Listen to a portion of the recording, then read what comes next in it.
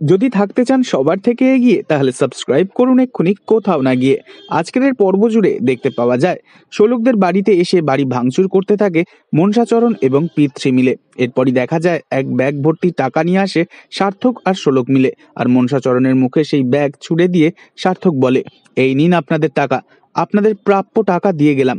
যা দেখে ভীষণই অবাক হয়ে যায় মনসাচরণ এবং পিতৃ দুজনেই। এরপরই দেখা যায় শোলকের মা শোলককে প্রশ্ন করে, এত টাকা তোরা কোথায় পেলি মা? উত্তরে শোলক বলে, বাজার থেকে টাকা তুলেছি, কাজ করতে হবে না তাই ওনার সাহায্যে ব্যাংক থেকে লোন নিয়েছি, সেখান থেকেই শুরু হবে আমাদের নতুন জয়ের স্বপ্ন মা।